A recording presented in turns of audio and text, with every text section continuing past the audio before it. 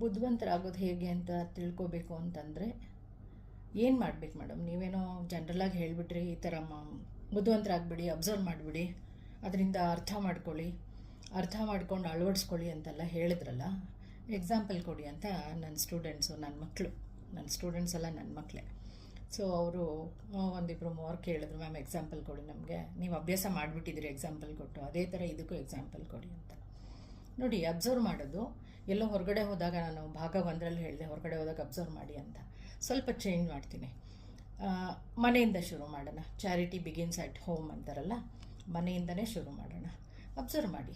ಆಮೇಲೆ ಅರ್ಥ ಮಾಡಿಕೊಂಡು ಅಳವಡಿಸ್ಕೊಳ್ಳೋದ್ರಲ್ಲಿ 2 ಥರ ಇದೆ. ಈ ಥರ ಎಲ್ಲ ಅಬ್ಸರ್ವೇಷನ್ನಿಂದ ಒಂದು, ಹೇಗೆ ಆಗಬೇಕು, ಯಾವುದನ್ನು ಅಳವಡಿಸ್ಕೋಬೇಕು ಅನ್ನೋದು ಕಲಿಬೋದು, ಯಾವುದನ್ನು ಅಳವಡಿಸ್ಕೋಬಾರ್ದು ಅಂತಲೂ ಕಲಿಬೋದು.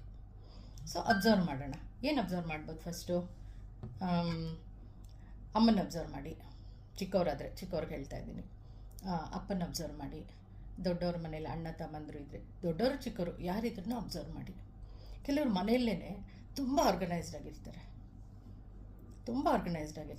ಆರ್ಗನೈಸ್ಡ್ ಅಂದರೆ ಎಲ್ಲಿಂದ ಶುರು ಮಾಡ್ಬೋದು? ಸೊ ಈಗ ಸ್ಟೂಡೆಂಟ್ಸ್ ಆದರೆ ಫಸ್ಟು ನಿಮ್ಮ ಬುಕ್ಸ್ನ ಅರೇಂಜ್ ಮಾಡೋದು ಕಲ್ತ್ಕೊಳ್ಳಿ. ಬುಕ್ಸ್ ಎಲ್ಲ ನೀಟಾಗಿ ಸಬ್ಜೆಕ್ಟ್ ವೈಸ್ ಅರೇಂಜ್ ಮಾಡ್ಕೊಳ್ಳಿ. ಪೆನ್ ಎಲ್ಲ ಒಂದು ಕಡೆಗಿಡಿ, ಪೆನ್ಸಿಲ್ ಒಂದು ಕಡೆಗಿಡಿ, ವರ್ಕ್ ಮಾಡೋದಕ್ಕೆ ಶೀಟ್ಸ್ ಎಲ್ಲ ಒಂದು ಕಡೆಗೆ ಇಟ್ಕೊಳ್ಳಿ. ಫಸ್ಟು ನಿಮ್ಮ ಸ್ಟಡಿ ಟೇಬಲ್ನ ಆರ್ಗನೈಸ್ ಮಾಡಿಕೊಂಡ್ರೆ ಅದೇ ಎಷ್ಟೊಂದು ಆಗೋಯ್ತು ಕಲ್ತ್ಕೊಂಡಂಗೆ. ಐ ಥಿಂಕ್ ಜಾಪನೀಸ್ ವರ್ಡ್ ಇದೆ, ಒಂದು ಕೈಸನ್ ಅಂತ ಒಂದು ವರ್ಡ್ ಇದೆ. ಕೈಸನ್ ಅಂತ KAIZEN ಅಂತ ಬರುತ್ತೆ ಅನಿಸುತ್ತೆ. ಅದ್ರ ಪ್ರಕಾರ ಏನಂದರೆ ಡೈಲಿ ಸ್ಮಾಲ್ ಇಂಪ್ರೂವ್ಮೆಂಟ್ಸ್ ಅಂತ ಅರ್ಥ. ಎವ್ರಿ ಡೇ ಸ್ಮಾಲ್ ಇಂಪ್ರೂವ್ಮೆಂಟ್ಸ್ ಮಾಡ್ಕೋಬೋದು.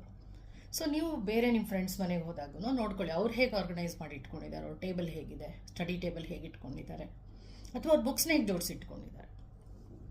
ಸೊ ಇಲ್ಲಿಂದ ನಮ್ಮದು ಅಂದರೆ ಆರ್ಗನೈಸ್ಡ್ ಆಗಿರೋದನ್ನು ಫಸ್ಟ್ ಕಲ್ತ್ಕೋಬೇಕು. ಅಬ್ಸರ್ವ್ ಮಾಡಿ. ಈಗ ನಾವೊಂದು ಕಡೆ ಇಟ್ಕೊಂಡಿರ್ತೀವಿ ಒಂಥರ, ಬಟ್ ಬೇರೆ ಒಬ್ರು ಯಾರಾದರೂ ಇನ್ನೂ ನಮಗಿಂತ ಬೆಟರಾಗಿ ಆರ್ಗನೈಸ್ ಆಗಿ ಇಟ್ಕೊಂಡಿದ್ದಾರಾ, ಅದನ್ನು ಗಮನಿಸಿ, ಅದನ್ನು ಅಳವಡಿಸ್ಕೊಳ್ಳಿ. ಇದಾಯಿತು. ಇನ್ನು ದೊಡ್ಡವರು ಏನು ಮಾಡಬೇಕು? ಅಡುಗೆ ಮನೆ, ಕೆಲವ್ರ ಮನೆಗೆ ಹೋದಾಗ ಅಬ್ಸರ್ವ್ ಮಾಡಿ, ಅವ್ರು ಯಾವ ಥರ ನೀಟಾಗಿ ಇಟ್ಕೊಂಡಿದ್ದಾರೆ, ಅಥವಾ ಹ್ಯಾಂಡಿಯಾಗಿ ಹೇಗೆ ಸಿಗೋಂಗೆ ಇಟ್ಕೊಂಡಿದ್ದಾರೆ, ಯಾವ ವಸ್ತುಗಳನ್ನ ಎಲ್ಲೆಲ್ಲಿ ಇಟ್ಕೊಂಡಿದ್ದಾರೆ, ಹೇಗೆ ಬೆಟರಾಗಿ ಅವ್ರು ವರ್ಕ್ ಮಾಡ್ತಿದ್ದಾರೆ. ಹೆಂಗೆ ಬೆಟರ್ ಅಂತಂದರೆ, ಅವರು ಅಷ್ಟೊಂದು ಅಡುಗೆ ಮಾಡ್ತಿರ್ತಾರೆ, ಒಂಚೂರು ಸ್ಟ್ರೆಸ್ಸೇ ಆಗಿರಲ್ಲ ಅವ್ರಿಗೆ. ನಾವೆಲ್ಲ ಅಷ್ಟೊಂದು ಜನ ಗೆಸ್ಟ್ ಹೋಗಿರ್ತೀವಿ, ಆರಾಮಾಗಿ ಎಲ್ಲರಿಗೂ ಸರ್ವ್ ಮಾಡ್ಕೊಂಡು ನಗ್ತಾ ಇರ್ತಾರೆ. ನಮ್ಮ ಕೆಲವ್ರಿಗೆ ಆಗಲ್ಲ, ನನಗೆ ಎಸ್ಪೆಷಲಿ 2 ಗೆಸ್ಟ್ ಬಂದುಬಿಟ್ರು ತುಂಬ ಪ್ಯಾನಿಕ್ ಆಗಿಬಿಡ್ತೀನಿ ನಾನು.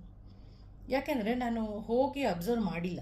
ಸೊ ಈಗೀಗ ಹೋಗಿ ಅಬ್ಸರ್ವ್ ಮಾಡಿ ಅವ್ರು ಹೇಗೆ ಮಾಡ್ತಾರೆ ಅಂತ ನಾನು ಈಗ ಕಲಿತಾ ಇದ್ದೀನಿ. ಸೊ ಇದೊಂದು. ಸೊ ಅಡುಗೆ ಮನೇನ ಹೇಗೆ ಇಟ್ಕೋಬೇಕು ಅಂತ.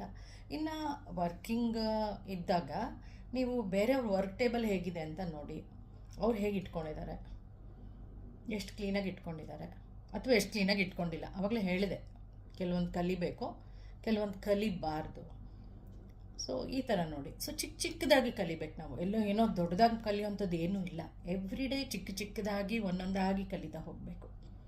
ಒಂದಿನಕ್ಕೆ ಒಂದನ್ನು ಅಳವಡಿಸ್ಕೊಳ್ಳಿ. ಸೊ ನಾನು ಅದೇ ಹೇಳೋದು, ಫಸ್ಟೇ ಯಾರೂ ವೆಜಿಟೇಬಲ್ ಪಲಾವ್ ಮಾಡೋದು ಹೇಗೆ ಅಂತ ಕಲ್ತ್ಕೋಬಾರ್ದು. ಫಸ್ಟು ಸ್ಟವ್ ಹೇಗಿದೆ, ಎಷ್ಟು ನಾಬ್ಸ್ ಇದೆ, ಆನು ಆಫು ಕಲ್ತ್ಕೋಬೇಕು ಅಡುಗೆ ಮಾಡಬೇಕು ಅಂದರೆ. ಹಾಗೆಯೇ ಒಂದು ಆಫೀಸ್ನಲ್ಲಿ ನಾವು ಫಸ್ಟು ನಮ್ಮ ಸಿಸ್ಟಮ್ನ ಹೇಗೆ ನೀಟಾಗಿ ಇಟ್ಕೋಬೇಕು, ಟೇಬಲ್ನ ಹೇಗೆ ಅರೇಂಜ್ ಮಾಡ್ಕೋಬೇಕು, ನಾವು ಹೇಗೆ ಹೋಗಬೇಕು, ಆಫೀಸ್ನಲ್ಲಿ ಯಾವ ರೀತಿ ಇರಬೇಕು. ಬೇರೆಯವ್ರನ್ನ ನೋಡಿ, ಕೆಲವರು ಕಿರ್ಚಾಡ್ತಿರ್ತಾರೆ. I respect their status, mental status, ಅವ್ರದ್ದು ಏನೋ ಒಂದು ಇರ್ಬೋದು, ಬಟ್ ನಾವು ಆ ಥರ ಆಗಬಾರ್ದು.